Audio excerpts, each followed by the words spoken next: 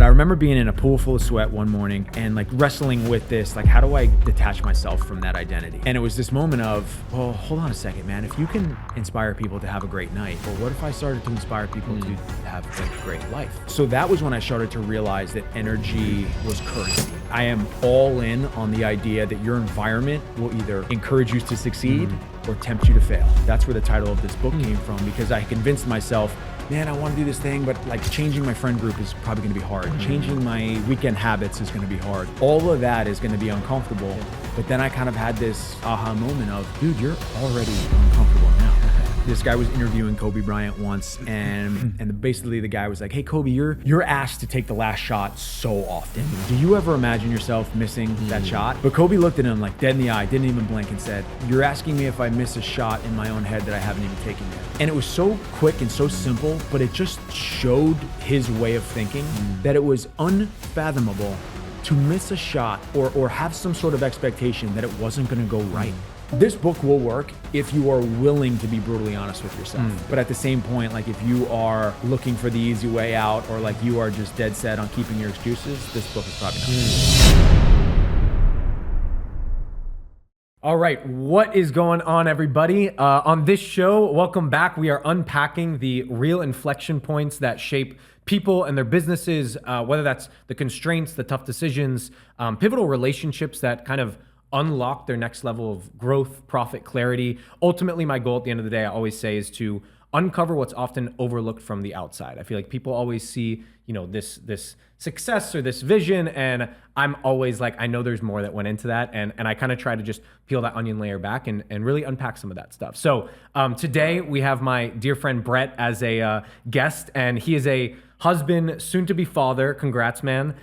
Keynote speaker, and author with a new book, which is called Uncomfortable Either Way, which I'm sure going to talk a little bit about, which is out September 9th. And honestly, just an all-around good freaking dude. Man, I got to tell you, so we met at your house, I don't know, some months back. And, there's like people like you connect with and you interact with on a daily basis. And sometimes energies just vibe. And it was a pretty short period of time, but the interaction stuck with me. Like your kind of presence and authenticity when we talk stuck with me. And I want to just make an effort to like keep in touch. We had a couple calls, and I just want to say I really appreciate the vibe that you put out there, how welcoming you were, not just at your house, but overall. Like I see the way you carry yourself, the different things as I followed along your journey, and I just want to say it's been a really cool inspiration, and I hope you know that you might interact with people just gently, but it can turn into a friendship, and it can actually impact them in a certain way. So I just want to start off, say I appreciate you, and I'm super stoked for this convo, man. Shaun, thank you, man. I really appreciate being here, and I'll reflect that right back to you. And funny enough,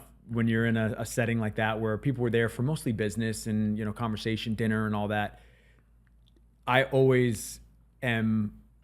find it fascinating what people connect over. And we connected over, first of all, you were the fittest guy there. Second, and I was like, okay, I like this guy already. I know something about him. And then we connected over talking about volleyball and basketball and like playing sports and stuff. So I throw that out there there's always something deeper to connect on. And even when it's business, and I think there's a reason why so many guys play golf all the time. There's a connection, and you can also talk business and growth and all that. So yeah, right back at you, man. I appreciate you. It's funny. I feel like I don't know, business get-togethers or like networking events, whatever they might be. It's like there's, oftentimes the default's like, so like, what do you do, whatever. And I don't know. It's always interesting to just like when that isn't the first topic of conversation that you have, right? And sometimes like leaving conversation being like, I don't even know what this person does for business, but like yes, that's a reflection of who a human is, but there's just all sorts of other random shit that you can kind of like talk about. Yes. And speaking of which, I think, I don't know if I know the answer, but the first thing I'm interested in hearing about is like today, and I always ask people this, there's all sorts of things going on, you're excited about stuff. What's like, what in your day right now, in your life right now, are you most excited for? I am most excited for the book is a huge career legacy thing for me, and it's spent so much time, and it's probably the thing that I'm most proud of in my career, because it's taken so much time. It's taken 2 years.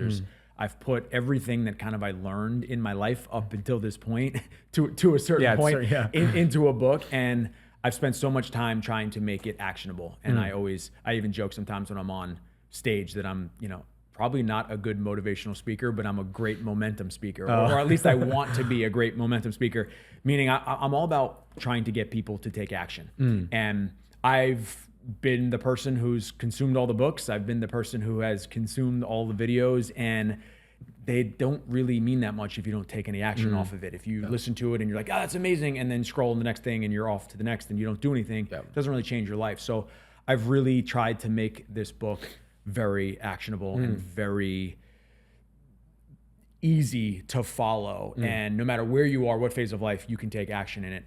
The other thing I'm really excited about right now is that we're expecting our first child in December. Yeah, that's and amazing. While a lot of my for the men out there who maybe have had their first child or expecting their first child or want to have their first child, I kind of feel like I'm in limbo. Like there's only so much to do. Like we needed to get a new car that like they could fit the car seat in the back, and we needed to, we're changing one of our rooms over. But like my wife is changing by the day, and I kind of feel like nothing's changed today. Like I'm still waiting. I'm still excited, but. So there's been that piece too. That is very much an exciting time. And while December feels very far away, it also feels like it's coming very quickly. Yeah. It's, I mean, those are two very, those hit on two of the most like impactful things of life, right? Like career is obviously big for everyone. And then, family, your passing on your DNA, right? All that stuff is a major, especially being the first one. So it's, I mean, look, I think I take a step back and I'm like, it's good to have multiple things to be like super, super excited about, right? I'm curious for the book you mentioned, the focus on like making things actionable. What do you like? Because I align with this, and I've read many of the books, and I know plenty of people who've probably read far more than me. And you can kind of regurgitate the information, and then there's the people who do something with it and don't. Yeah. Where do you feel like that? That line is from being able to say, oh, wow, this is awesome information. I have this as a tool in my tool belt versus like, I'm actually going to use this tool and actually like do something with it. Like what causes somebody to like turn? Great question. And when writing this book, I tried to ask myself of the questions of all the books that I've read, why did I like a book but not take action on it? And why did I really like this book and do almost everything in there? And I tried to put myself in the reader's seat of how can I make this book readable? Because, it's like as much as I wanted to put all photos and pictures in it, like there needs to be some quality in here. But I also said, I also struggle to finish books. So I'm like, how do I get somebody to the finish line? And how can I also make this book? One of my favorite books of all times is Atomic Habits by James Clear. And I don't just love that book because it was helpful. I love that book because I can see it on my shelf, open it up, flip to basically any page, and it's applicable to wherever I am in life. Interesting. Yeah. I could have read it in January, and now, again, life is so different. We're expecting a child. Like the book is coming out. My priorities, my day-to-day, my schedule, my habits might look different today. So that's what I love about it. So when I was writing this, there was a lot of how do I first get the reader to not have to wait to the end to get all of the action. I didn't want to set everybody up with stories. And like at the very end is I'm going to tell you the solution. This whole book is basically like solution. But it's written in a way where there's, in every chapter, there is an uncomfortable truth that I call people out on. There's also a calling bullshit that I call everybody out on also. So there's two of those in every chapter. But at the end of every chapter, there are two action items. One that you can do within 30 seconds before you flip the page. It might just be, I want you to ask yourself this question. I want you to sit with this. I want you to set an alarm on your phone. It might just be something that takes 30 seconds. The second one is something you can do within 24 hours. So the whole book is in these bite-sized chunks. There's 21 chapters, so you're gonna get some of that along the way. But my whole goal is I believe that somebody will keep reading once they feel momentum. And it was the same when I was in the fitness industry. It's the same as like if somebody is listening to me speak on stage, they'll keep listening if they feel like, hey, I'm actually picking up what he's putting down. Like I like this. He's not making me wait to the end. Interesting. It is now for you, do you feel like was this energy always core to who you were, or was there a point in time where you feel like you were less of an action taker? Or were you always an action taker? No, I was. So my life has been very, like there's been a dichotomy to my life because in sports, I would do whatever you said. You said run 5, I'd want to run 7. If I always felt like I over-exceeded expectations in that area, and I wanted to. I felt like I loved to do the extra work. But then I got in this this phase of life when I was in my 20s.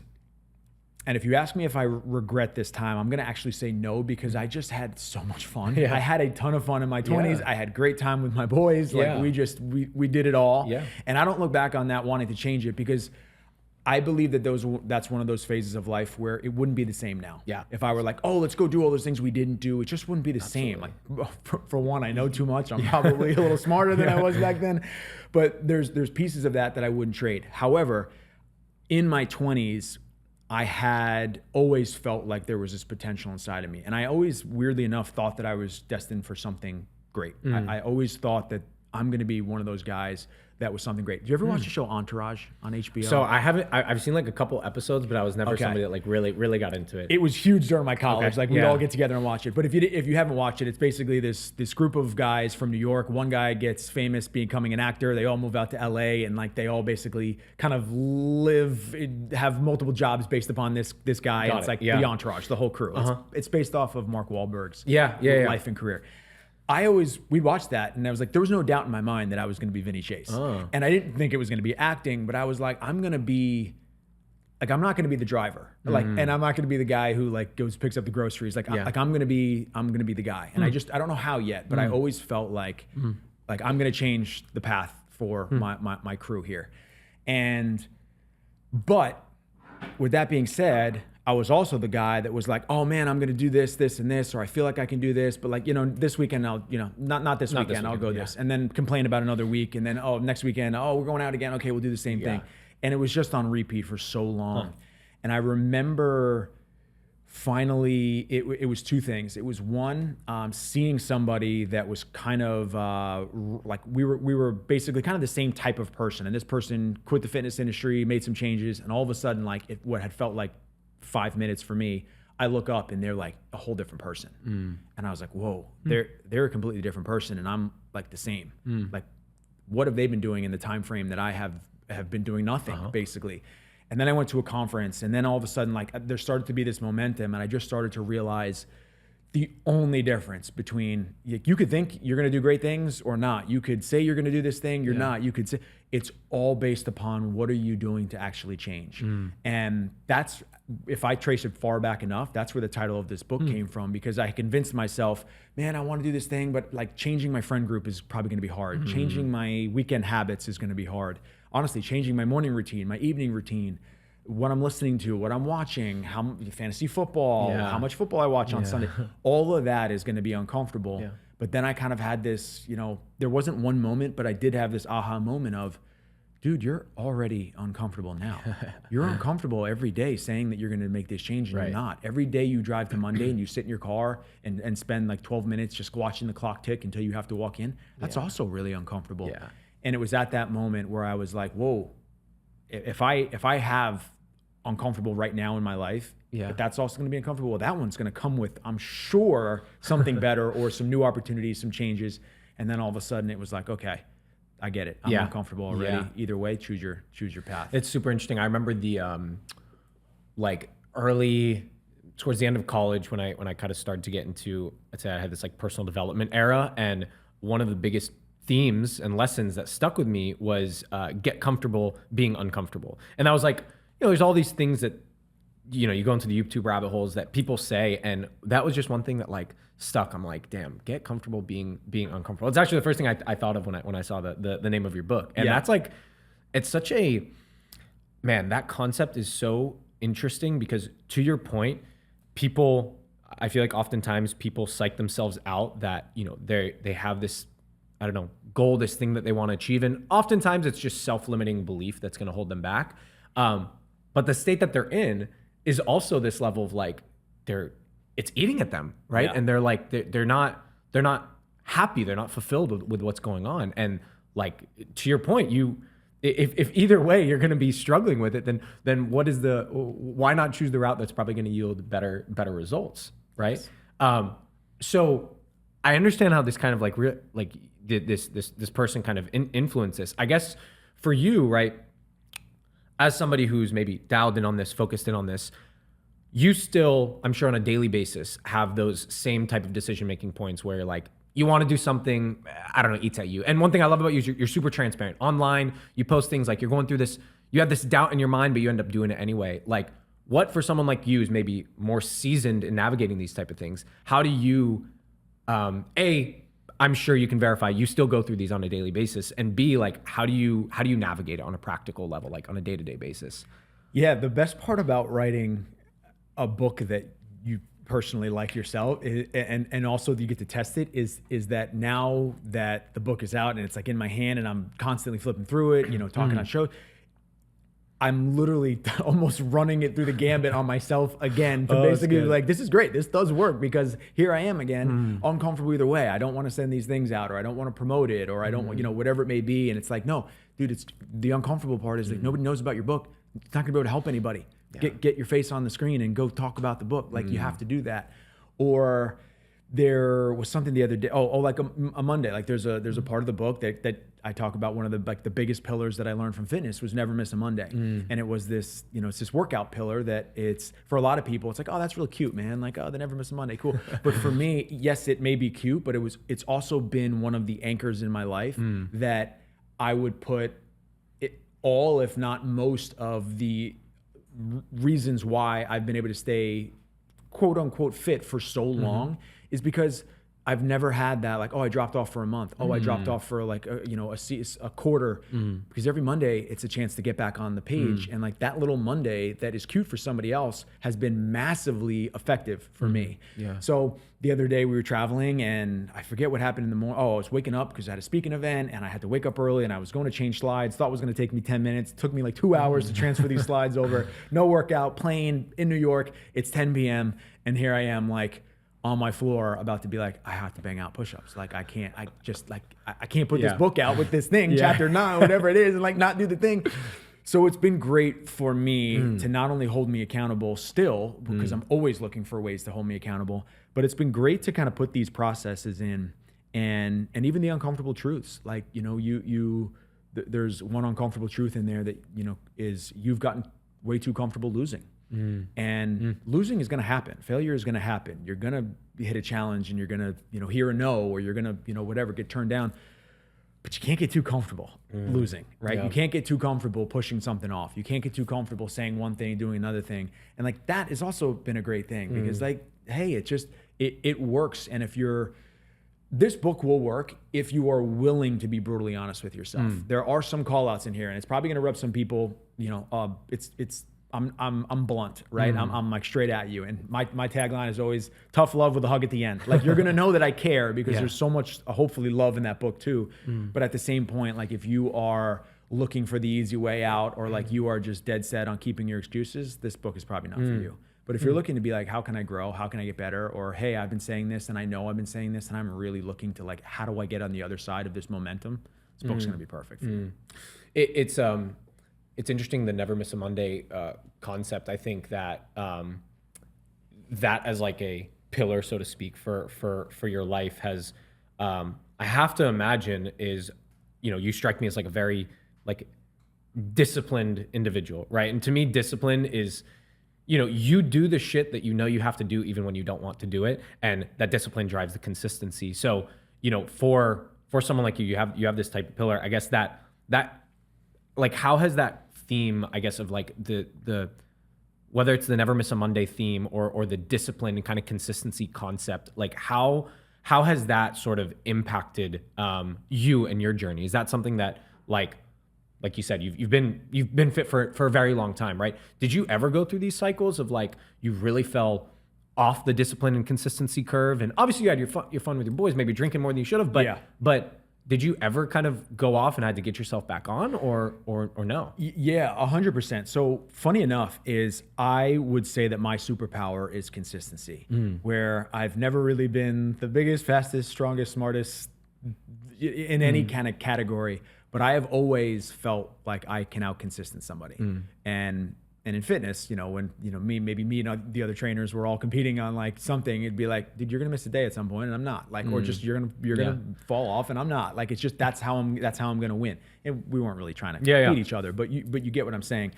Because funny enough, there have been times, obviously, where, I've considered myself a disciplined person. And right now I do consider myself a disciplined person. But overall, I would actually say that I am not highly disciplined. But what I figured out from my 20s to now being 38 is I figured out I don't even want to call them hacks because it sounds like too cheap. I figured out the frameworks to allow other things to impact your discipline, which will impact your outcomes. One of those is environment. And I am all in on the idea that your environment will either encourage you to succeed or tempt you to fail. 100%. And that is not just your friend circle environment. I'm talking, what is your living room set up to be? Where's your office? Is there good energy in there? Like walking into the studio. I mean, I already knew this was going to be great. I'm like, dude, this is an epic location. I love it. The setup, like the table, it's going to be awesome. And that immediately sets us up. We're going to do something great here. That is where discipline can go one way or the other. And I think a lot of people want to be disciplined, or maybe even have all the potential to be disciplined, but their environment is just constantly tempting them to cave and tempting them to fail. So that is one of those areas. The other things that I try to do for myself is I try to give myself multiple ways to win. And again, like, so you're gonna just, I'm not in the fitness space anymore, but like, I kind of feel like I'll always be, because so many of the analogies and stuff that I use are from there, because I think they're universal. But one of those is, I hate when somebody says I'm going to do 7 days a week of something, because it really gives you one opportunity to win. I've always followed like 5-day-a-week workout plans. And the reason why is because it gives me multiple ways to win. I'm going to hit a Monday. That's non-negotiable. But now what if there's a travel day? What if I wake up not feel that good? What if my body's really sore? It just gives me multiple ways. I can miss a Tuesday, and guess what? There's still an opportunity to win.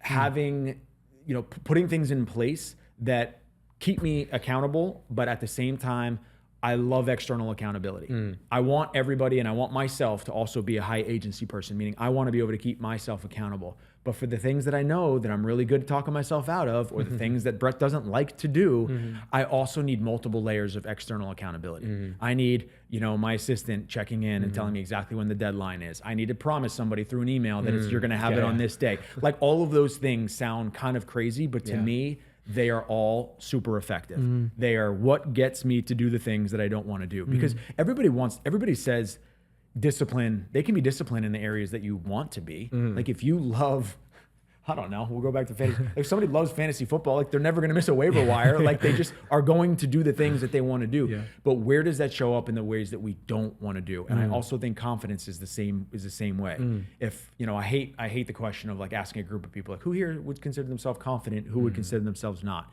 Because the crazy thing is that the confident people are confident that they're confident. Everybody who said I'm not confident, guess what? You're confident that you're not confident. So, like, weirdly enough, you're all the same. You're just putting your belief in one area versus the other. So, and the person who thinks they're confident is thinking of the area where they have put a lot of reps in, a lot of time and a lot of energy, and that they're really good at. The person who's like, I don't think I'm that confident. Maybe you're looking at a public speaker and being like, I'm not, I would never want to do that. But what about the job that you've done for 8 years? What about, if I were to ask you how to get to, can you tell me how to get to your address? Like, sure, you can probably tell me.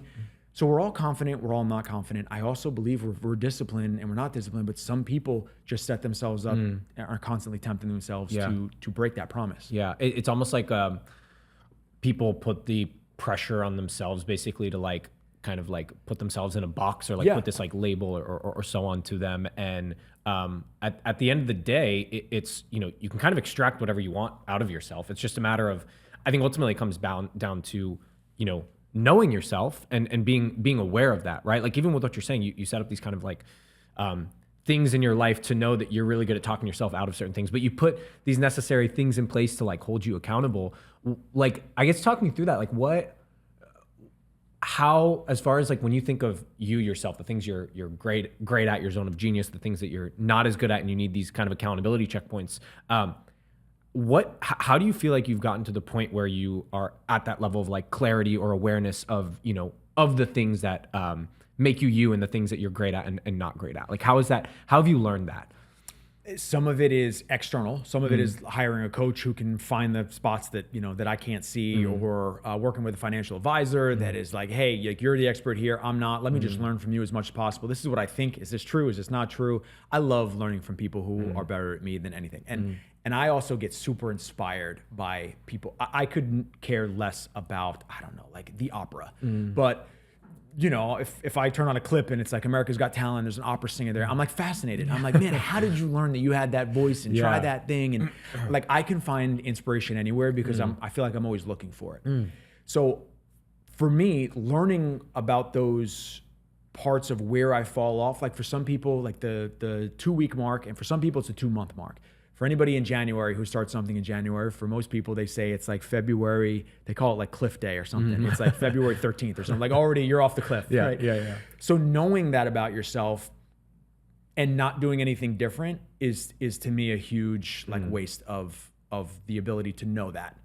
So checking in with yourself, and also how can we increase the accountability at that time? So for me, if I know something's coming up, and this kind of goes back to like off seasons versus push season. Like I knew a push season was coming up, and there's a joke in like the new dad world that like as your wife gains weight, like all the new dad, like expecting dads, like also it's like proven that they gain like 15 pounds or something. And I was like, that's insane. Like that makes no sense. And then all of a sudden I'm like, oh, I see it. Because my wife's like cravings are changing, and she's like, let's get gelato. And I'm like, yeah, of course, babe, whatever you want. Let's get this, of course you want. And the thing is like she will still normally ask those things, but it's very infrequent. And now all of a sudden it's like more frequent. I'm like, that's how it happens. I see. So how do I know that? So I started to see that, but also knowing that this like sprint of the book is coming up, and I'm going to be traveling, and I'm going to be speaking, and I'm going to be talking about it. I was like, okay, I'm okay. Well, we have a little bit of summer travel going on. I'm okay eating a little differently. I'm okay like checking the box with some workouts. And then once August hits, we're starting a new workout plan, we're locking in, and we're doing everything. And like even just 2 weeks in now, it's like a whole different switch has happened for me. And also a little bit of that kind of foot off the gas pedal a little bit was good mentally, because it just allowed me to enjoy the trips we're on, enjoy family, enjoy all that stuff, but not like completely let myself go. Yeah. But now at the same point, I'm feeling the right energy for this push season coming up. So long-winded way of saying you have to be self-aware is huge. And then also for a lot of people, like they don't check in with themselves nearly enough. If you feel like you're very highly disciplined and self-motivated, you maybe only need to check in once a quarter. If you're not, or you're new to this game, check in as frequently as possible. And I think at the bare minimum, it should be weekly. What did the last week, like in my Sunday setup process that I do, that is in there for everybody. On Sunday, there like the third question there is review. And for me, that's I call that watching the game tape. Looking back at last week and picking out, what did I do well, what did I not do well? Specifically, what was like the one, I'm gonna say play, but it's not a play. Like you just look back in your day and like, okay, Wednesday went to hell. What happened on Wednesday? But if I don't look back and I don't pinpoint, okay, well, maybe I slept in, maybe I did this, I skipped that meeting, I had way too many calls in the morning, and that just, now all of a sudden I felt like I was playing catch up all day.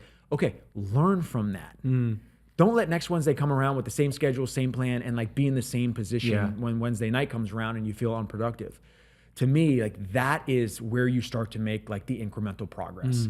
And for a lot of people, they just don't check in enough. And if you check in every week and have this little glance in the rearview mirror, all of a sudden that's where momentum starts to build, because I'm not making, I may not be perfect, but at least I'm not making the same mistake over and over and over every week. Yeah, it's I call it a review preview. So every Sunday, like I'll look back at the last week, and then I'll look at the next week. And I actually think, though, now that you're saying some of these things, I probably could do it better, because your approach of like the intention is there of like identify what went well and what didn't go well. I feel like oftentimes you can have the right intention, but then the execution of it like could fall short if you're not as honest with yourself about it, or something like that. Like you talked about in the book, you have a lot of like brutal like call outs, right? So how, I guess for you, when you kind of do these check-ins with yourself and so on and so forth, like is it just a matter of really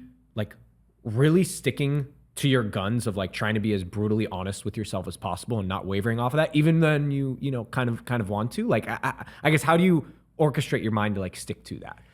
I think there's a growth process in that, because I used to be the guy, I talked about like how I had all these big dreams and stuff, but like never did anything. Like I used to be the guy who used to sit and watch the video or sit in the stands and watch the guy on stage and just be like, man, this is so awesome. This guy's so great, but you're there and I'm here. Like you have no idea what it's like to be in this spot. And it would be a little demotivating because they just felt untouchable and like, you know, these giants that I would, you know, pay money to go see. It was great, but rarely would it like turn into this massive wave of action. And the reason why is because with repetition and trial and error, and I think kind of we've lost a little bit of this trial and error. And I don't know if it's this, I don't know if it's the like how easy life has gotten. And I don't mean that everybody's life is easy, but I mean, we have apps on our phone that make life easy. We could stream everything in the world easy. Food can be delivered at any time. Like that part has gotten easy. So I think it's hindered a little bit of our tolerance for exploration and like figuring it out. But the reason why, like, I look at myself now, and I hope, the coolest part of seeing people stay along with your journey is like, they're like, dude, this has been pretty cool to see like how many changes you've made throughout that. Like, it's cool to get that feedback too, because a lot of people just meeting me now I don't want them to look at me like the people in the stands used to look at the person on stage. Because first of all, I don't feel that way. And two, I still feel like I'm the guy who sat in the stands. But at the same point, I just have so much more data than somebody who maybe is just getting started or who hasn't tried enough. And what I mean by that data is knowing when you slip up, when you don't, when you need more discipline, when you don't, when it's just a phase, when it's becoming like part of you're in a rut. And the more data that you have, the more ability you have to start to learn about yourself. So you can, the mistakes that now somebody would say like, oh man, Brett made that mistake once and doesn't make it again. Old Brett used to make it 40 times and be like, I wonder why this isn't happening. Like, to next week will be better. And it's like, comes with some of the maturity. It comes with some of the growth. But also, if you just put in more repetitions with anything, and people always think time is going to change. They say, and this is probably this has been the biggest game changer for me, is switching from, in 6 months, I'm going to be in this place, or saying in a year. And there's nothing wrong with, long-term goals. Yeah. But instead, I will say, how many reps is it going to take me to get there in 6 months? And I'll start to play the action game rather than the time game. And what it does is it gives me control back. Because a lot of people are like, hey, I'm going to be there in 6 months, or Brett, how long will it take to get to fill in the blank? And my answer is, you're asking me to give you a time. I have 55 questions before I give you how long is it going to take, right? If we're like, you're from Jersey or New York? No, I'm from Florida. North Florida. Okay. But if somebody was like, Brett, how long is it going to take you to get to New York?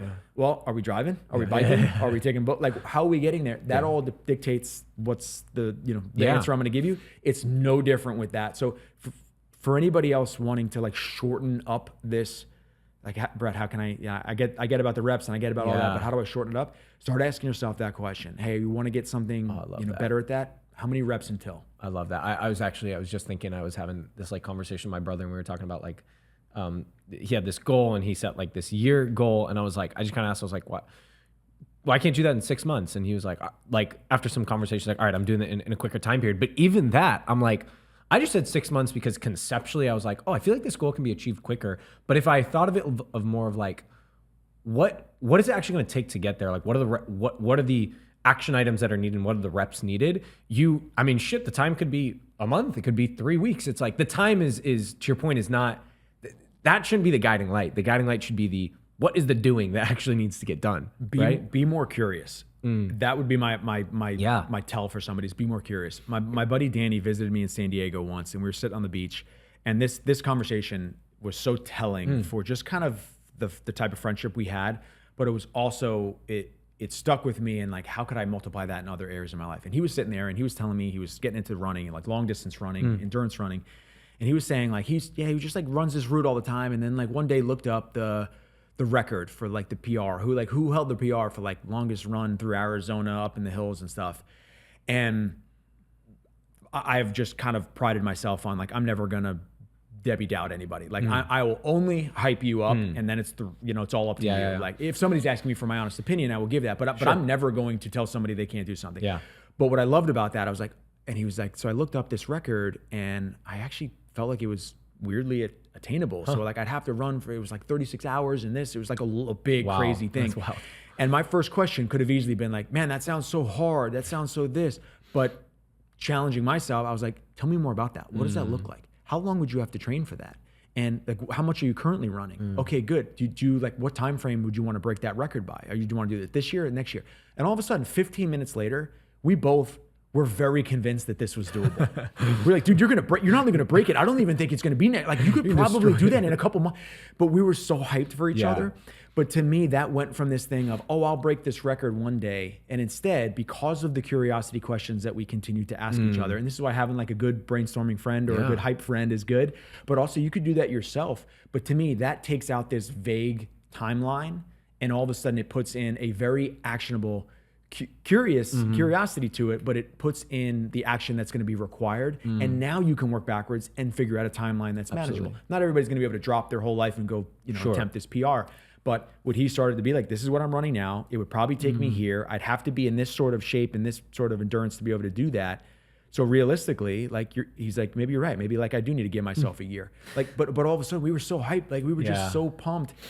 And I think it all started with, again, asking questions. So like, that's the way I approach people who have big goals. And it's like, honestly, dude, your goals are so hype. You're so pumped. I'm so pumped for you. I'm so pumped to go accomplish that thing.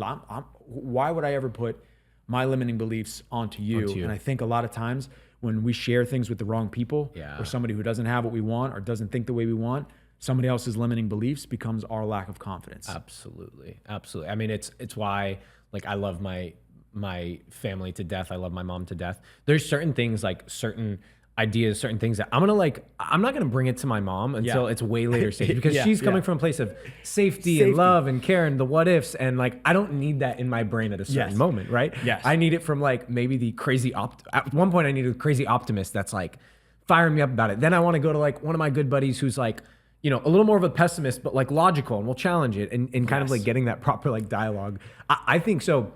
It's interesting, man. The over time, I've basically boiled down like my number one principle. Like the first most important principle to me in life is this concept of belief, and like understanding the power of belief, and understanding that at the end of the day, all of our, basically all of our decisions are stemming from a point of like, do we believe we can do something, or do we have doubt, and do we believe we can? And I'm certain like you resonate with this so much, and I'm curious, like what would you say to the person that is like in this state of mind where maybe they're aspirational, they have things they want to accomplish, but they're not doing it, and whatever excuses might exist, but at the end of the day, they are letting more of that negative self-talk come into their brain than the positive, and it's causing them to just like not get there. Like what do you say to those type of people to help them like kind of get that breakthrough? I want to start with a line that I heard in a Kobe Bryant interview, and then I understand Kobe Bryant is Kobe Bryant, and then we'll come down to like how we can do this as normal humans.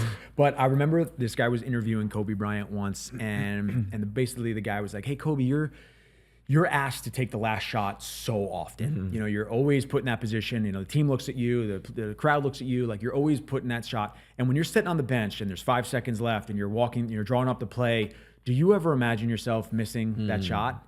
And he looked at that reporter as if this is the dumbest question he had ever seen in his entire life. I almost felt bad, your skin was crawling for the reporter. But Kobe looked at him like dead in the eye, didn't even blink, and said, "You're asking me if I miss a shot in my own head that I haven't even taken yet."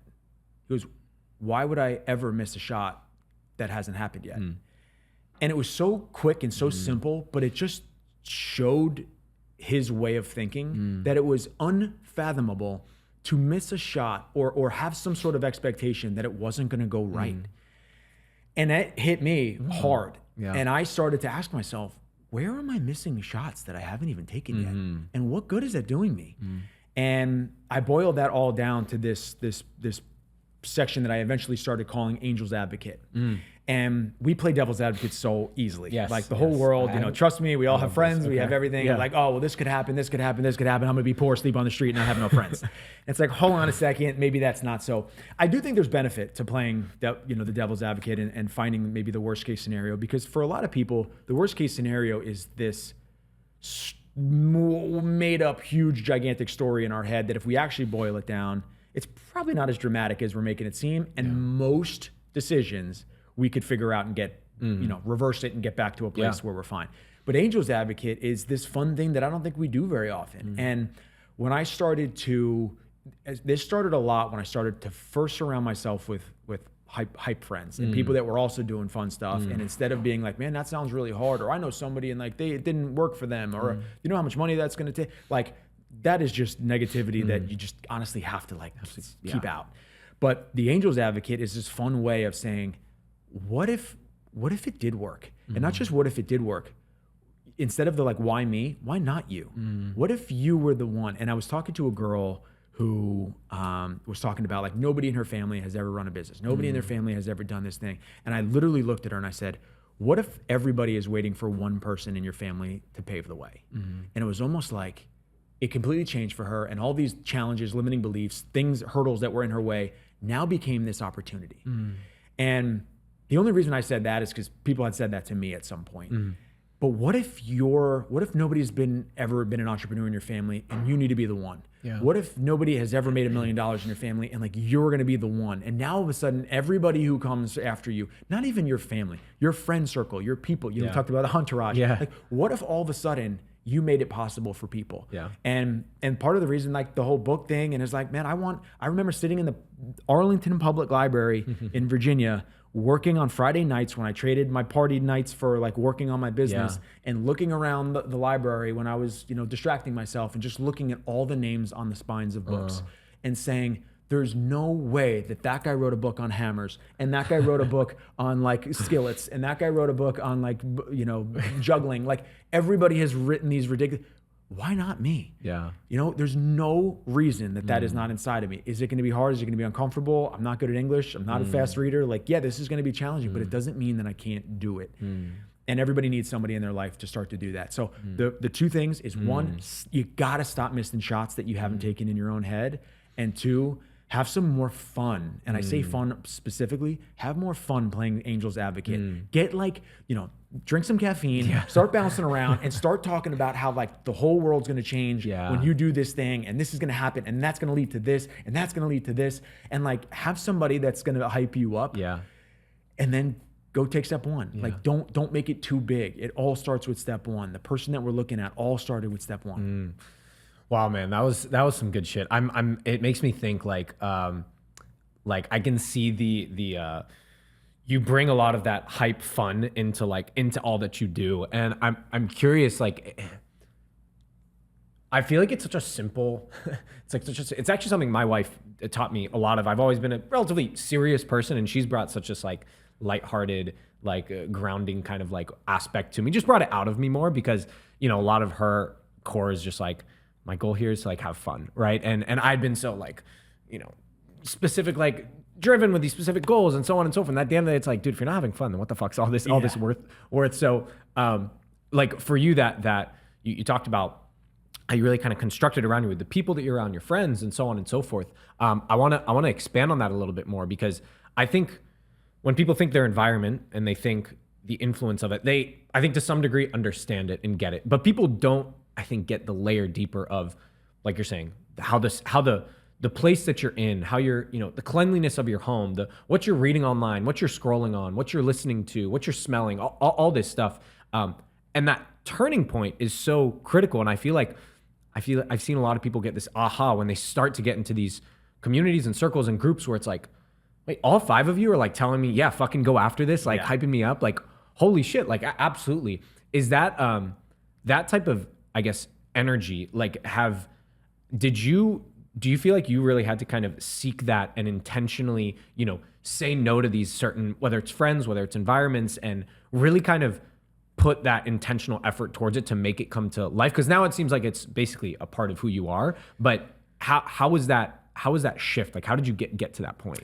Great question. And I think it's been two moments. One, I did always, and this is back to like being young, I did always have exciting energy, like for the right reason or for the wrong reason. And for a good stretch there, I was putting all of that energy into helping people have a great night. The wrong direction. Like we are gonna crush tonight. It's gonna be awesome. No, you're not leaving. Stay for one more. Like I was that You're guy. that guy. I feel you. And honestly, I got a lot of joy, and I got a lot of like, oh, Brett's coming out. It's going to be fun. Like, so that was a weird identity to kind of peel myself away from. But I remember being in a pool full of sweat one morning, like Sunday morning, was working out with, I might've been even like working out with a client or something, but I'm just like pouring like probably alcohol out of my face.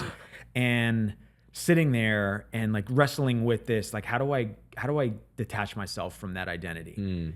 And it was this moment of, well, hold on a second, man. If you can inspire people to have a great night, well, what if I started to inspire people to have a great life or to have a great, something else? And like, what if I just funneled all that energy into something like that was way more impactful than just another drink and, less sleep. So that was when I started to realize that energy was currency. And when I stepped into high performance coaching, I was working with clients that made a heck of a lot more money than me, had way bigger like companies, way bigger aspirations. And what I started to realize is that, a client would bring me in to speak for a company, and then all of a sudden people would be reaching out and they wanted what I had. And I was kind of confused because I remember working with a client who owned this big financial firm, and he hired me, and one of his goals was like wanted to buy a private jet. And I'm living in like a 500 square foot apartment that I could barely afford. And I'm kind of like, are you sure I'm the guy? You want to work with me? Almost like doubting the fact that what do I possibly have that I could offer this guy? But this guy was in his 40s. What he saw was a guy who was fit, a guy who was really good with strategy and accountability, and a guy that brought a hell of a good energy to the table. And that's what he wanted in exchange for, and what I wanted was like, your money. I wanted like, you pay me and I'll do everything that you're willing to do. But it was really helpful to work with those people, because that's when I started to realize energy is the most valuable currency. And guess what, guys? It's not just for Brett and it's not just for Shaun. It is an energy that people want to get around. People will pay for it. People will go out of their way to make opportunities for you because people want to be around good energy, whether they can identify it or not. So that was the first time when I started to realize my business, the networking that I bring to the table, and I really appreciate the way you open this, because I wouldn't even say it is intentional, but it's not this thing I go out of my way for now. I think it's just my natural way of putting me in my own comfort zone of, what can I offer here for everybody, whether they're at our house or not? Great energy. I'm never going to make somebody be like, oh man, that one guy, like it would have been more fun if he wasn't there. Like that's not going to be what anybody says about me. Even if I have to hype myself up or I'm having a bad day, whatever it is, if I've just always prided myself on kind of raising the energy level of the rooms that I walk in. And it's always worked out well. And guess what? You can start to raise the energy and end up having more energy because it's like, I'm so glad I brought that energy. We all walked away good. The second thing is that like environment that you talked about is getting around people that don't think that that's weird. Because for a while, I thought I was a little over the top, and I was like, oh, am I crazy for dreaming so big? Like, or am I crazy then when I say like this is gonna happen, but I don't know how? And people would be like, well, that doesn't sound realistic.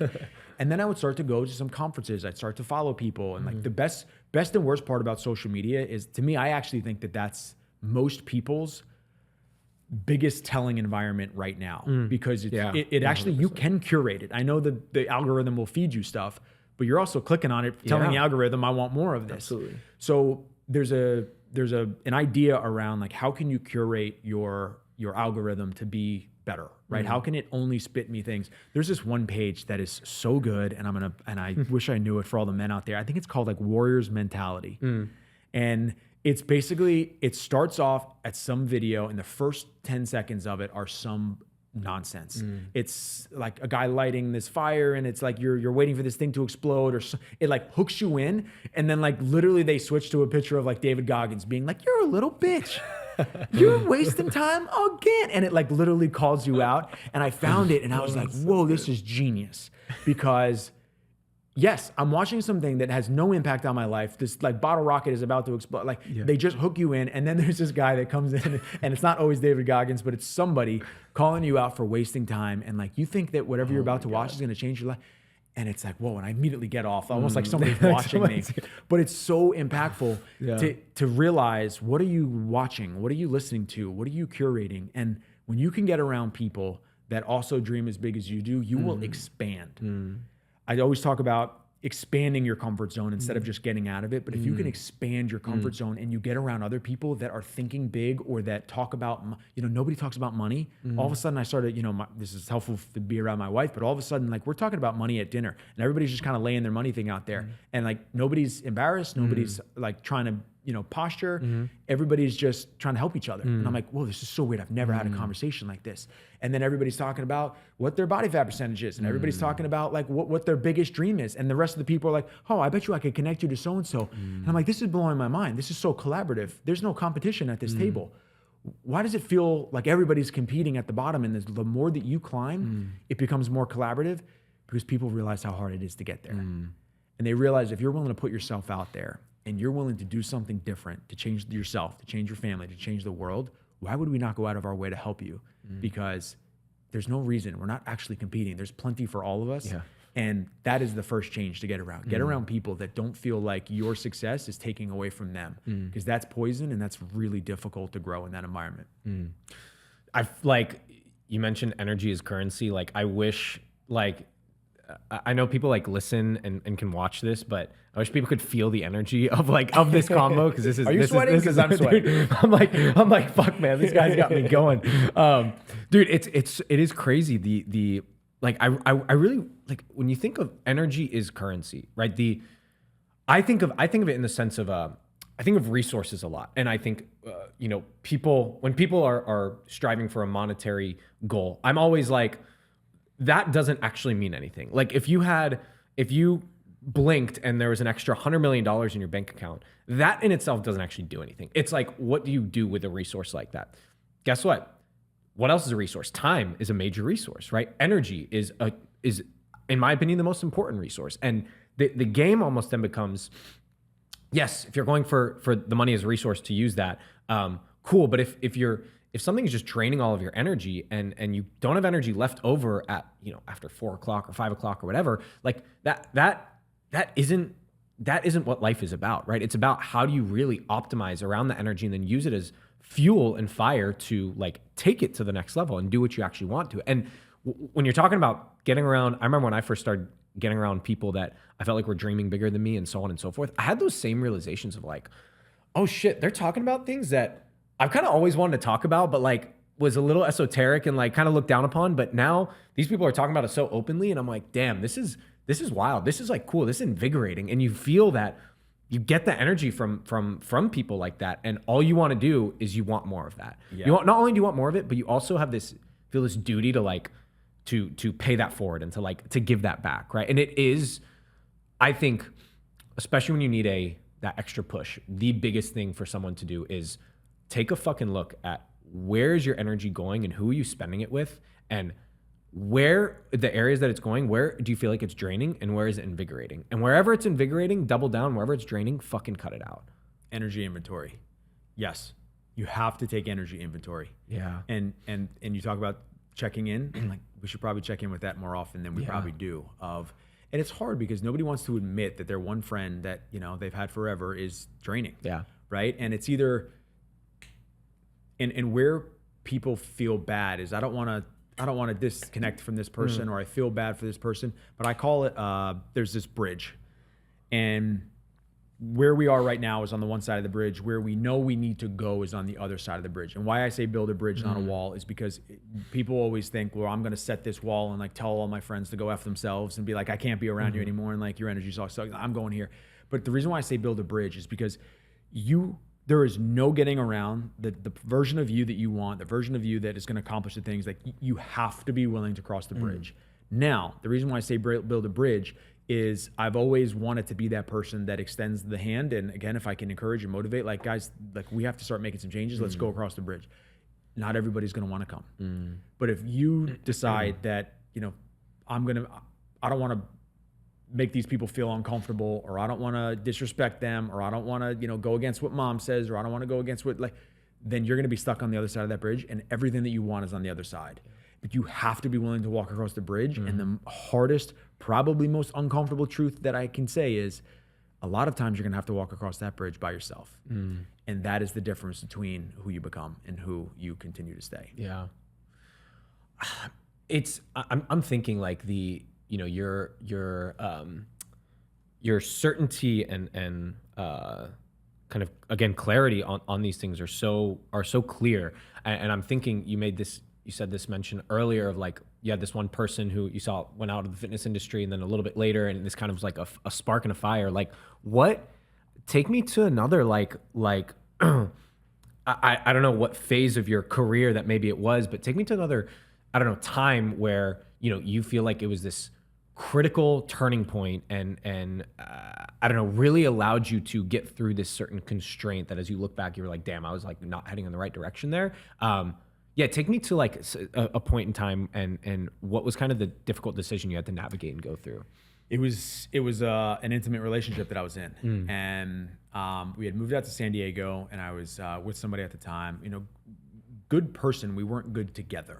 And How old are you at the time? I was 20. I'm sorry, I was 30, early 30s. Early 30s, So this was a few years back, Mm-hmm.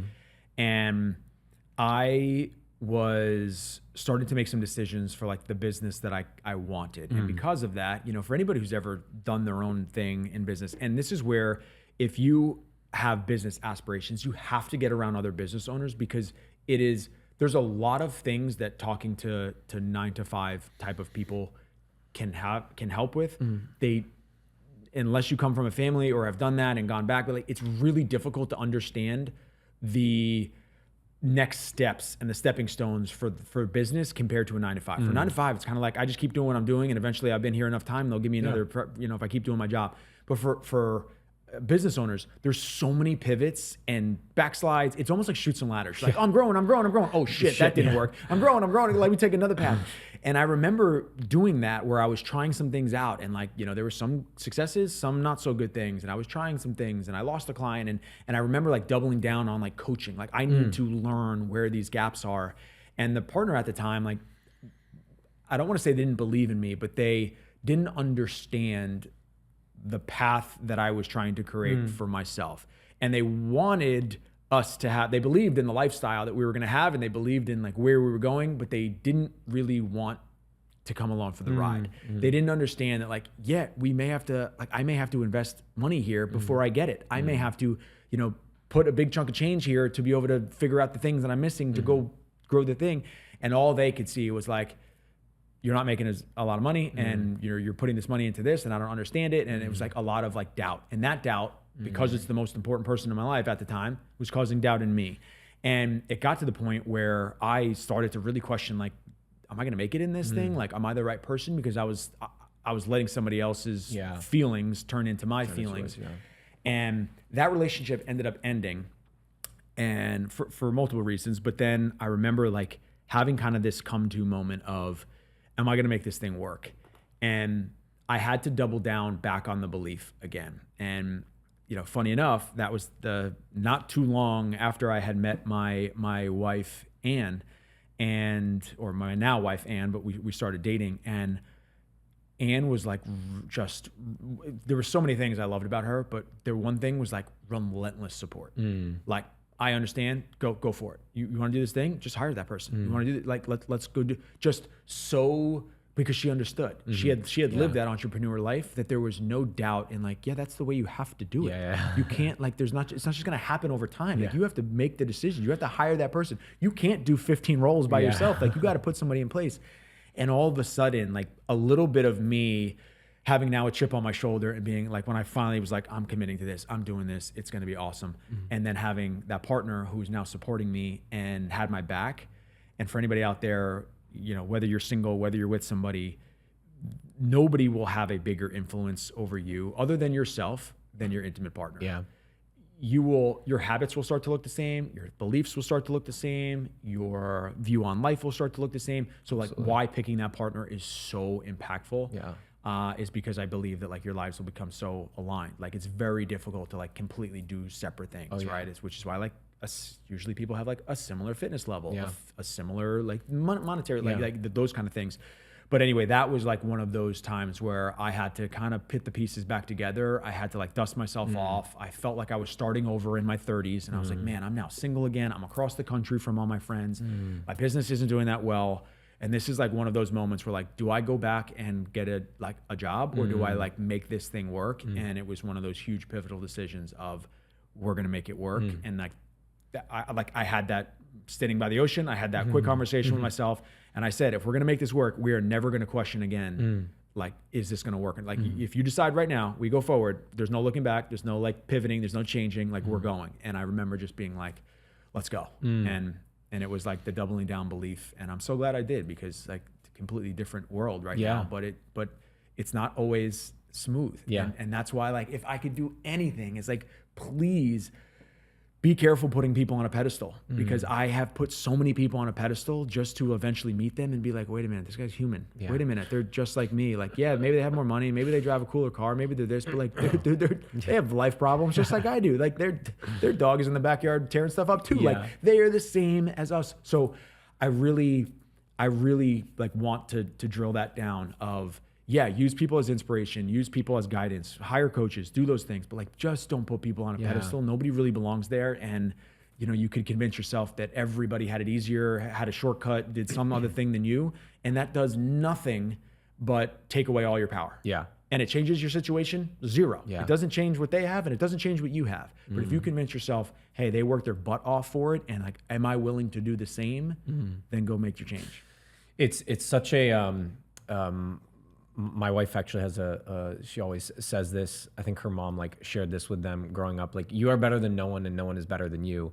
And, you know, I think it's a beautiful little saying of like, it doesn't matter if it's, you know, the person who, you know, if it's a homeless person on the street, right? They are a human. Or if it's a person who's a multi-billionaire, right? They are a human. And for us in any situation to like look at somebody and, you know, either be like, I'm better than them, right? And that's not to say, look, you can be better than somebody in a sport and things like that, for sure, right? You can logically have more money than someone, right? But as far as like as a human, as an individual, and I think what was fascinating is I resonate a lot with this, where when I started going to these conferences and so on, I felt like early on, maybe I was like, it was just like admiration of like bigger than life. This person's like bigger than life. And then you meet some of these people and you're like, it's just another fucking person, right? And it's so it's so funny and so simple when at the end of the day, we are all humans, and the simple concept of like truly anything is really possible, right? And it always starts with like, it always starts back to, do you have the thought and belief that you can actually do it? Yeah. And if you don't, guess what? You won't get there. Yeah. Like, very, very, very simple, right? And I actually, I want to come back to the relationship side, but I'm curious so you went out to San Diego, and we didn't even touch on this in the beginning, but real quick. So you were high performance coach. You take us through the career journey, like real quick. Yeah. First 8 years, I went to school for exercise science, actually used that degree like very well, came 8 years in fitness, all things gym, open gyms, started, you know, fitness regional director, all those kind of things. And then started coaching, and like what started kind of as life coaching I was taking these same clients and the gym wouldn't let me do it. So I like sneakily met with these people in coffee shops and just started to look at the other, what I call them 23-hour sessions, the other 23 hours of our life. I know we're meeting for fitness. How do we handle the rest? And all of a sudden I started to connect dots, and I'd be like, oh, this is why you're so motivated for them, and then you fall off. And this is why so we started to look at time management. We started to look at schedule. We started to look at food habits, work stress, like all of that. And all of a sudden I just fell in love with the whole puzzle. And I was like, this is what I'm meant to do. And they would refer me to their friends and husbands and coworkers. And all of a sudden I was like, damn, people are coming to me for this like crazy. This is what I should supposed to be doing. And it's fun for me again. And then that kind of shifted to high performance coaching, just because clients started kind of like calling me that, weirdly enough. They're like, yeah, it's like life coaching, but we're talking a lot of business too. It's almost like you're performance coaching. And I think somebody was once like, if we call you a high performance coach, my company will pay for it. And I was like, I'm a high performance coach. Like, sign me up. Done. Yeah. So that's kind of where that started. And then, you know, I love that phrase because nothing has changed my life and impacted me from an optimization standpoint more than high performance. Where I have a love-hate with it is there's also been times in my life where nothing has made me question if I'm good enough, if I'm ever doing enough, if they're like, there's always more to do than high performance. So I can see how some people love that phrase or hate that phrase. And for some people, they immediately identify. And for other people, they're doing a lot of the same things, but they just like, they don't like it because it just feels like this never-ending journey that they'll never carrot, they'll never chase. So then those clients, when I was a high-performance coach, would bring me in to speak to their company. I didn't like know speaking was like an actual industry. I was just like, I'm a high performer. I'm here. I'm the coach. I'll talk to speak. And like, we'll lead workshops and do all these things. And then all of a sudden, people started to kind of bring me in to speak more. And I was like, oh man, there's a whole industry here for speaking. And then when I started writing the book, and you know, the last 2.5 years, I really started taking speaking kind of as my main thing. And I found I love it. It's awesome. I feel like there's some natural talent there. And now that I'm, you know, shifting my business to optimize that area, that's kind of where we are today. Double down on that. Yeah. And that, I guess, today is like, what what would you say is your, like, what's your goal with, what's your goal with the business, with your career, things like that? Yeah. So the book right now is getting it in the hands of as many people. I told you our goal is become a best-selling author, but why I want to be a best-selling author is because of the impact that means the book had, right? There's a tangible, if we sell this many books, if this many books get, like, we all of a sudden can become a best-selling author. The second thing is I wanted the book to carve out. First of all, it was great for me to put that sort of like IP, this like intellectual property on paper and prove like, hey, these are the things I stand for. These are frameworks that I believe in and that I know can help people. And weirdly enough, the speaking has really helped me become a better writer. And writing is a great filter for how to get clear on the things that I speak on. So weirdly enough, it's become this awesome cycle for me that I didn't expect, and I have a weekly newsletter. So like I'll test something out in the newsletter, test it out on social media, then I'll try it in my next talk, like a little piece of it. And if it goes well, then all of a sudden I'll write about it. And then all of a sudden it's like, if it went through all those filters, okay, now maybe it's important enough. And I have enough like years of believing that, then all of a sudden maybe it belongs in the book. So like the book was like filtered out, like this needs to be the best stuff.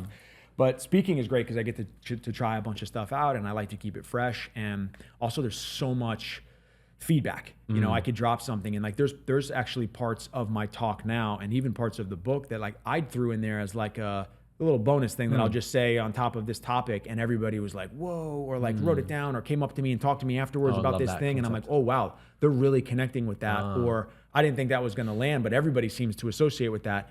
How do we, let me double down on that. Newsletter, back to talking, like, and back through the cycle, and just realizing like, wow, that's the stuff, or that's the language that people resonate with, or a sticking point that, you know, maybe I'm thinking half the room's going to feel, no, everybody's feeling that.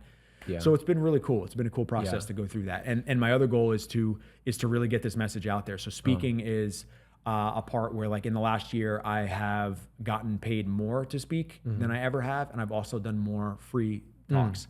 And I feel like that's exactly kind of where I want to be. And I'm speaking when the energy exchange is right, when the audience is right, when I feel like my message can have an impact. I'm not saying I'm, you know, giving up getting paid, but at the same point, like this message is so powerful for me. And, you know, like I said, someone who was like, hey man, we can buy some books. I'm like, deal. Like I love it. Like the idea of that. So that's really where I'm at. My business right now is twofold. And I still have some coaching clients, but for the most part, I've pulled back on that significantly to focus on the book, to focus on speaking. So why is is the seeing this become a bestseller and seeing people utilize this, like what, I guess it might sound like a silly question, but like, why is that a goal? Like, is it a goal because of, is it to prove to yourself that this stuff is like, you know, can really resonate with people, or you've already kind of proved that out because you do the speaking thing, or like, what is it, just the aspect of hitting another goal? Like what, I guess take me a little deeper. Like, why is that a goal? It's not just, hey, Brett, I bought the book. That doesn't do that much for me. I want to get to the point where people are like, Brett, this is where I was. I read this book and like this specific thing in there turns it all around for me. Like that's the goal of why I want this book. Or man, this book was so powerful and it called me out on this BS that I've been telling myself for years, and something about the way you framed it all of a sudden like resonated, and now I know what to do.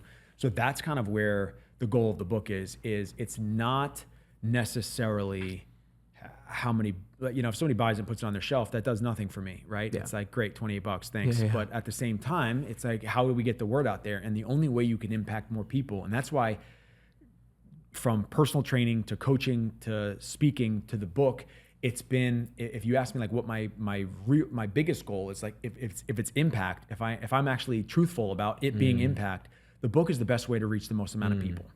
That I wrote it once and it can impact the most amount of people. And then of course the speaking is like the tangible me in front of you, like, you know, get you going type of thing. But I wanted, you know, I could only, you know, I can't decide if I go and speak in front of your company and you're like, Brett was the best speaker in the world, and you go home and you get a flat tire. You're like, I'm already out of your mind. You know what I mean? Like there is a part of the book is something that somebody can go back to and reference.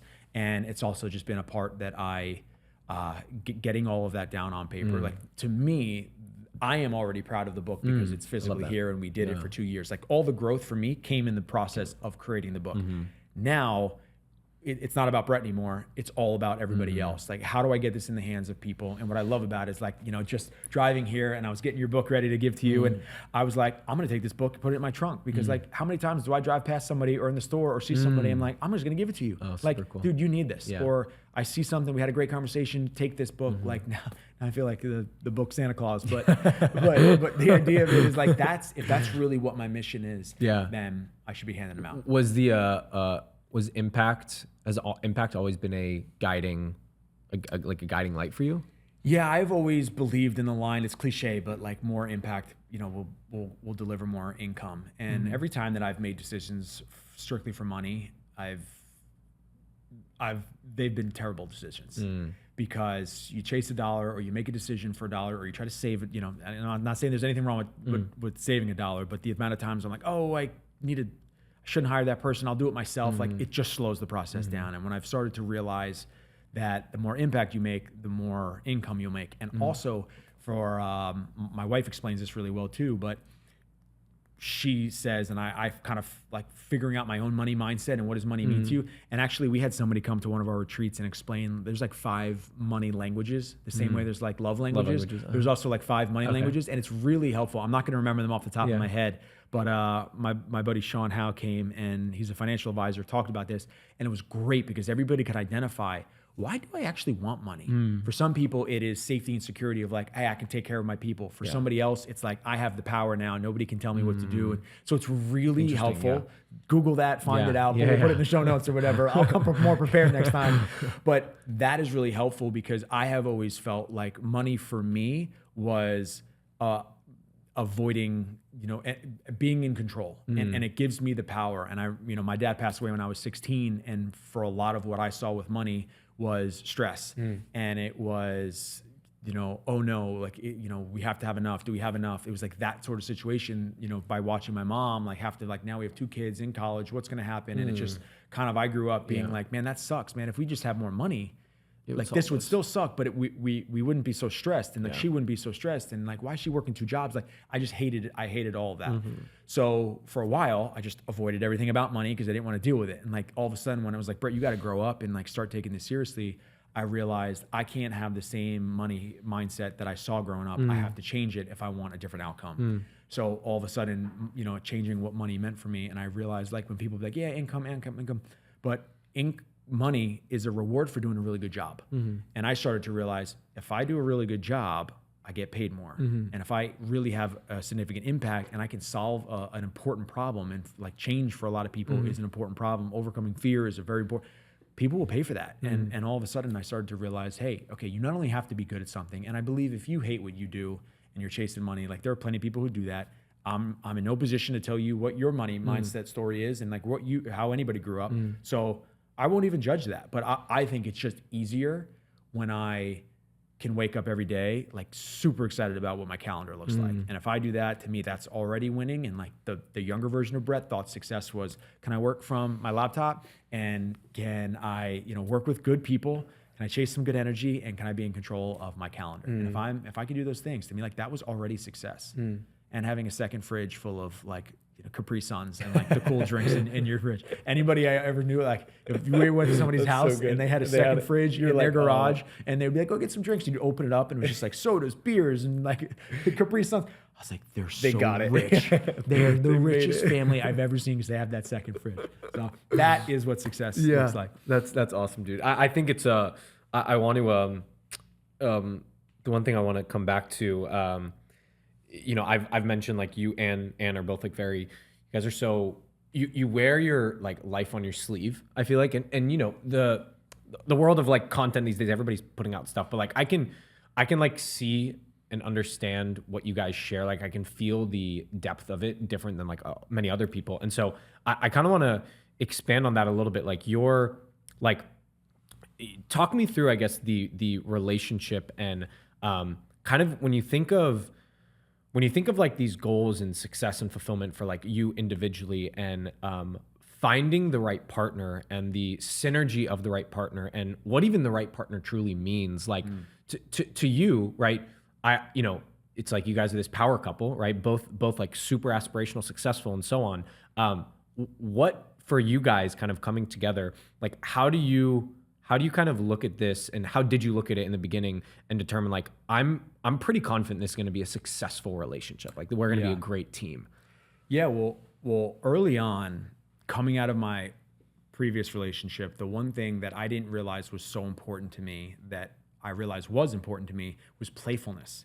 Funny enough, of all the things, I just wanted somebody that was more like playful, that I realized like, I mean, as much as can be dedicated and locked in and serious and disciplined, I also like love to have fun. I love to just play. I love to be immature sometimes. I love to roll on the ground with the dog. The silliness. The silliness. Yeah. Like to me, and that kind of reminds me of my dad. Like my dad was always the one on the floor playing with the nieces and nephews and the dogs and stuff. And like, I think I just saw him, and he was like Uncle Billy to everybody. And like Uncle Billy was like, oh, Uncle Billy like brings the, like is a big kid. Like, and I think there's some of that I just have always really enjoyed. So there's part of that. And I felt like I lost a little bit of that because maybe I was stressed about my business. Maybe the relationship didn't feel right. Like there was just a lot of things that I felt like I had lost some of that play. It was also during COVID. It could have been 100 different reasons. But when I found Anne, the first thing that like got back in, all of a sudden I was like, there's a lot of play here. There's a lot of fun. Like for somebody that I see on paper that looks like she's very successful, is, you know, made money, made crazy impact. Like we just always were having fun. And not like, you know, The Bachelor where they're like riding horses and doing like crazy shit. Like we were having fun doing nothing. You know what I mean? Like that's where I knew that it was different. But what I shared recently, and we were talking about like last week, was when I first met her, I wasn't sure if everything, she was beautiful, she was athletic, she was fun, she was successful, all those things, but I wasn't sure if I was going to be able to be, if like put my ego aside and actually be with somebody who was way more successful than me and made a lot more money than I did at that, you know. She was selling her company, for those who don't know, she sold her company for 9 figures. Like it was a publicly out there. Everybody who knows, like Ann and Brett are together. It was like, oh, I know. I don't know how Brett's doing, but like I know what Ann is making. So there was like that piece of it too. And you know, looking back now, like we can joke and I can laugh and all that stuff, but like it took me a little while. And like there were times where I was like, oh, this is gonna be fine for me. And there were times like, I don't know if this is gonna be fine for me. And then there were times where like I really even struggled, like early into our marriage, of, you know, trying to act like everything was fine, doing everything fine, but like all of a sudden I felt myself like desperate for success because I was like, every decision has to be about money. Every decision has to be about business. And like my whole scoreboard was how successful is Brett and is my business growing the way I want it to? And I was starting to lose some of these other things of like where my self-worth is, where I keep it. And that was a struggle, and it took some like changes for me to have to go through that. But the reason why like I shared that the other day was I wanted everybody to think who, and I was like, there's probably somebody else out there who may look and be like, oh man, Brett's like the perfect guy, and he just like doesn't matter to him. And I was like, no, it did matter, but it took a lot of work for me to change what does providing in my relationship look like? Because I grew up where, you know, both parents worked, but my dad made more. My dad was the provider, the protector, like all very typical male masculine roles. And when I got with Ann, it was almost like my whole business and life and like a lot of the decisions that I had made up until that point were because I was expecting to be the main provider and providing this life for my family and, you know, being the one that changed our, you know, monetary, all that stuff. And then I meet Ann and she checks all these boxes. But the one thing that like threw off my story was like, hold on a second, like she's made a ton of money. It like I had success in my mind, but like, I don't know if I'm going to be able to be that successful. And also, it changed a little bit of like, well, what am I going after if like a lot of my driving force was I'm going to change the financial future of my family. And now all of a sudden that's like kind of changed a little bit. It's not that money doesn't matter, but it's just, it's not going to like impact our bottom line as much as I thought it was going to be the most important thing for us. So it did 2 things for me. One, it really forced me to understand what I bring to the table as a man in our relationship. And like my wife has been very understanding. We've like had great conversations, and like she was just talking about like for a lot of men, like maybe they take care of the finances. My wife is so smart with money. She is so good with finances. She knows where every penny is in like our life. And I'm kind of like, can you just keep doing that? Because like for me to take that over because I'm the man, like it just feels like you got a good handle on that. Yeah. And she's also taught me so much about investing, and like she's just been so helpful in that. But then there's a lot of parts where like when it comes to like providing, like I will lock down the house every night and make sure that like we have the right alarm system and like that we're protected. And when we fly, like, you know, there's just like things that I will handle that will still allow me to feel like I'm protecting and providing. And like when we go anywhere, like I drive, and it's just those little things that I've kind of had to communicate. Like, I don't think this is important, but like me driving kind of is important to me. Do you mind if I drive? And she's like, sure, I didn't know that. Sure, drive. Like, doesn't mean anything to her. So having those conversations really allowed us to get into her allowed to still be in her feminine and not have to like handle everything. And for me to still feel masculine and the energy of like, I'm still protecting and I'm still able to provide in different ways that may just be unorthodox compared to like the normal relationship. So we started sharing that a lot more because we realized it was actually at the retreat that you came to, and all of a sudden I think people were in the backyard and like one person asked the question about masculine, feminine, because there were a lot of, you know, high performing women there. And the next thing I know, like everybody at the retreat is sitting around this pool, and we're all having this conversation. And it was when I started to realize, here I am, maybe not feeling so confident or wanting to share about that and feeling like, how's it going to come off? And like, I never want anybody to be, you know, like I never want anybody to be like, oh man, Brett had it, like got the shortcut, or Brett did this, or like Brett's only this because of this. Totally. Like I had to battle a little bit of that. And then you also have to realize, man, nobody cares. Nobody's paying attention. Like they can think what they want to think, and it's not going to change. It doesn't matter. Yeah. It's just not going to matter. But that's when I started to realize when people were asking me questions from my side of the view, I was like, wow, people are really interested in this and they're finding it really helpful. Maybe I should actually start talking about this, because maybe there's other men out there who could self-sabotage a great relationship like I almost did, because their ego is just in the way and they're fucking up something that they don't need to mess up, you know? So that's where I started to share that. So it's been a journey, and I don't want to act like, man, it was so perfect and Brett's just like so easily fitting into this. No, it took a lot of work for us, but that work, I think, has also, to answer your question, have allowed us to gain a lot of confidence in like, hey, we've already worked through a lot, weirdly enough, that I think it's made us stronger. Yeah, that's beautiful. I really appreciate the, again, like the vulnerability and the authenticity that you like possess with that. I think is super clear, and honestly is really like, I think is helpful for a lot of people, right? And it's crazy how when you just fucking put ego aside, how like you just kind of strip things down. It's like, wait, this actually doesn't matter. Like, and it's like just this thing that's like prominent and is like, you can just decide. I mean, it's easier said than done, but to just be like, no. Like, this is just the ego talking, and this actually doesn't really matter. Yeah. You know, one things I noticed, you guys, like even at your house, it's such a, I remember asking you about it too. Even the design of it and everything is it's designed to host, be welcoming, be playful, like the volleyball court, all this stuff. It's designed, it's getting to know you better. It like reflects your personality. I'm sure hers as well, of like inviting and so on and so forth. And I think that is just, it's really badass. And I think it's really important. My wife and I, you know, try to do this a lot. We love the hosting and so on and so forth. And when we think of like houses and events and so on, like we love that because hosting and start kind of giving to like our friends and family and loved ones is amazing, right? But when you can come with a partner, be a team, and kind of tackle life in this like collaborative manner that like I see from an outside that you guys are doing, it's really inspiring, and it's really cool, and I hope you guys know that it's, you know, whether somebody responds and says, hey, this is cool, or they don't, that I'm sure there's more people that are quietly nodding their head than you even recognize, you know? So just to put that out there, like I appreciate, I'm sure many other people appreciate you guys continue to do what you do. So thank you. Yeah. Thank you. I appreciate that. 100%, man. Dude, this has been fire. I was looking at the clock to see how long this has even been, but man, I have like learned so much from this. The energy's been exactly what I expected. I guess I'm just curious, is there anything else that like you're super passionate about that you want to, you know, kind of leave listeners or just leave me with, like just something that's always kind of top of mind or top of your tongue right now?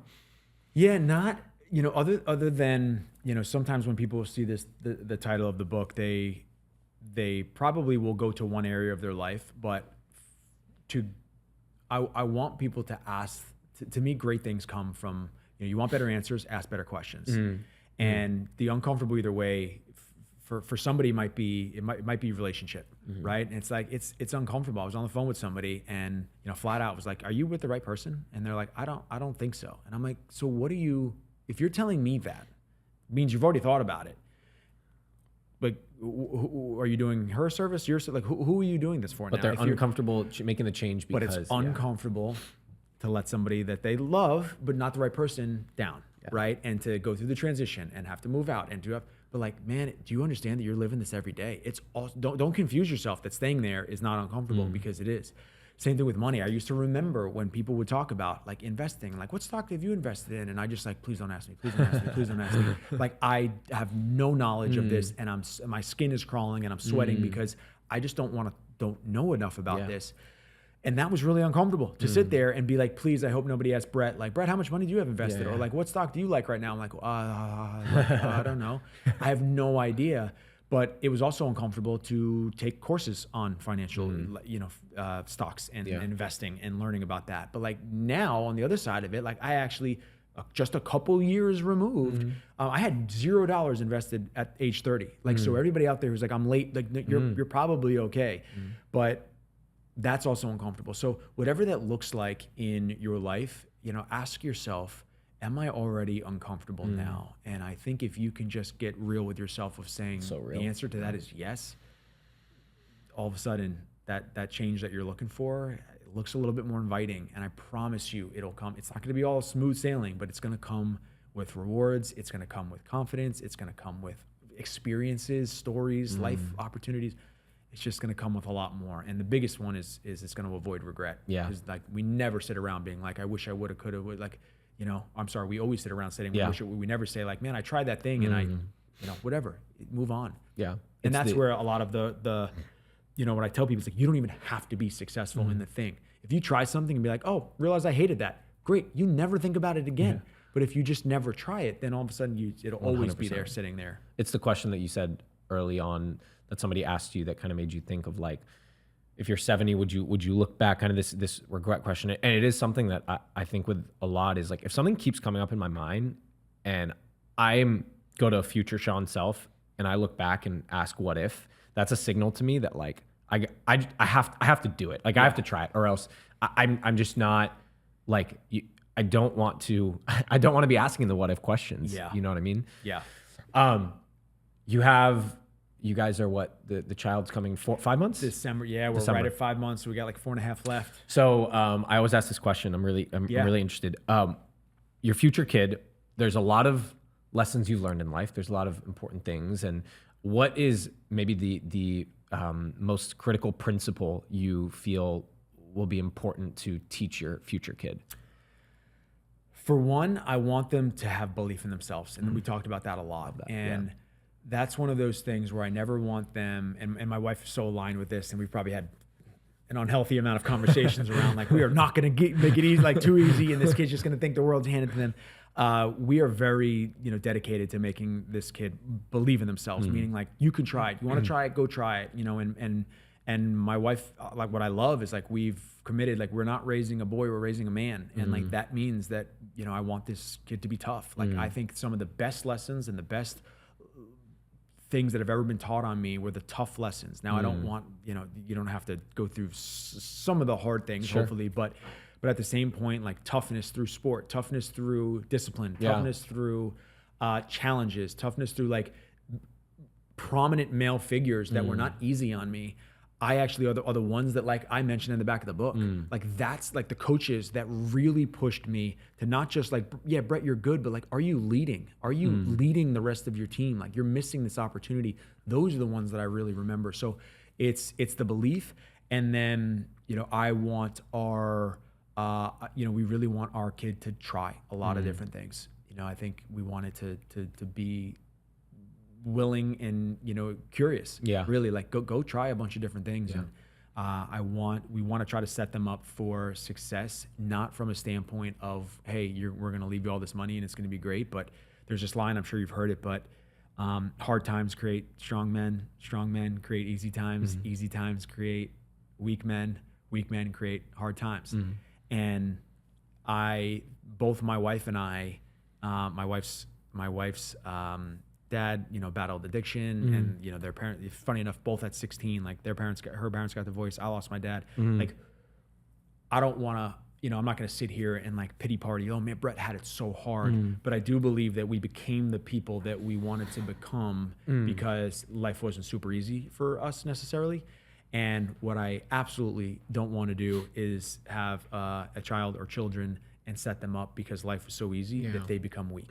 Like that would be the ultimate failure as a parent for both of us, is if that's the case.